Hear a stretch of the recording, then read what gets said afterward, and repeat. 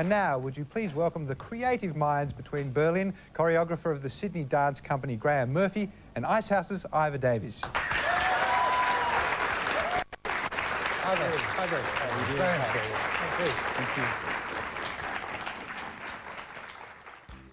So by the time we got to 1995, the band had stopped touring, really had a window of time with not much to do, and thought to myself, I probably should be writing another album. But the process of writing songs for me was always so intense, I guess is probably the right way to describe it. So I thought, well, after this number of original studio albums, the idea might be to do a covers album. So I made a start, and I started on John Lennon's song called How Do You Sleep, and it's ended up sounding pretty much like the original.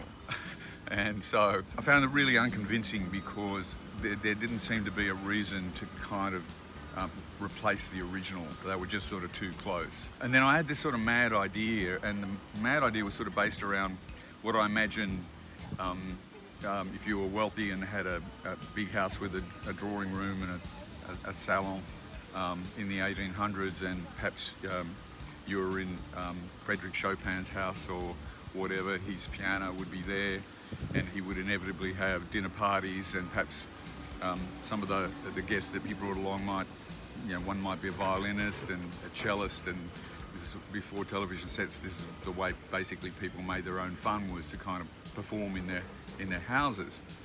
And so I thought, what about if I used a band that was basically a Chopin salon band? So the center of it would be grand piano, but then sort of flanked with maybe a violin and maybe a cellist, and then for percussion, just somebody with a drum kit, but playing with brushes and in a kind of really lightweight sort of jazz style, and so on and so forth. And so then I started recording these cover versions, a different new set of cover versions. And what I did was I contacted a fellow I'd met during my first experience with the Sydney Dance Company 10 years earlier, and his name was Max Lambert. And he had been the rehearsal pianist for them. Dancers coming in the morning, they'd do a class, and the dance master or mistress would call out a set of steps for them to do, and then there'd be a pianist sitting in the corner, and the pianist would have to improvise something, knowing the tempo of those particular dance steps and what they required.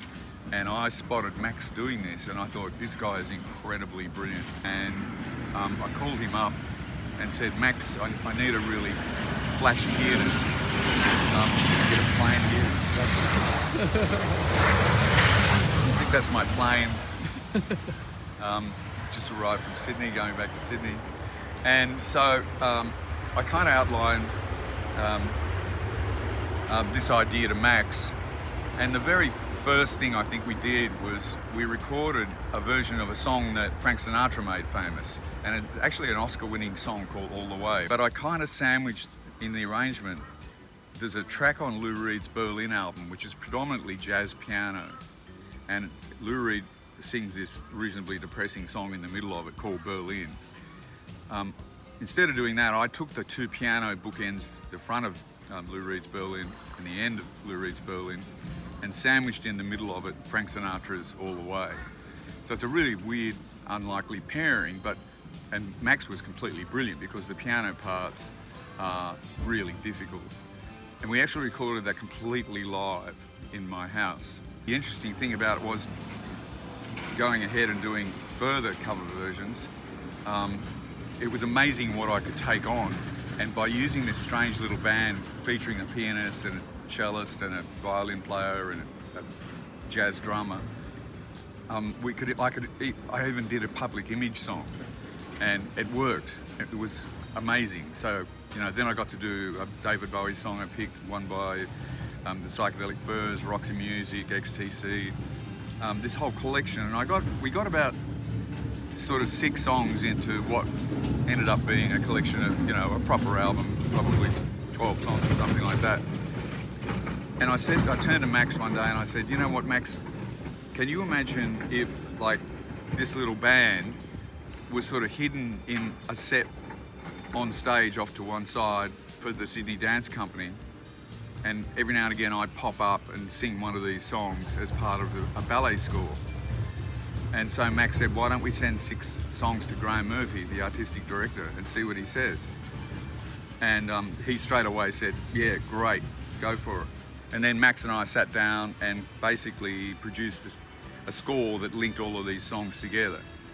Once again, I wrote a story, this time quite a detailed story, in order to break up the scenes into kind of bite-sized chunks. Handed the script over to Graham Murphy. Once again, he selected a lot of the characters that I had specifically described and named in the story: a trapeze artist, a homeless person, a junkie, a whole lot of things, and based around the title of the covers album, Berlin is the idea. And that, once again, Graham Murphy kind of just went off with those characters and created a ballet which is meant to be kind of set during World War II in a bomb crater.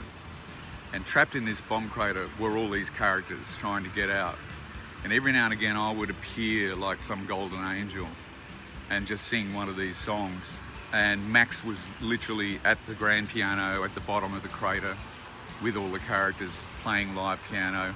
And Steve Bull, our bass player, started playing during that season. Paul Gilday, David Chapman, the previous guitarist, Paul Wheeler, our drummer, playing brushes. And so it opened almost 10 years to the day at the Sydney Opera House, first week of November 1995. Boxes was 1985. And so I had then not only a full covers album, but also a ballet score as well. It's for sure I'm gonna love you all the way. All the way.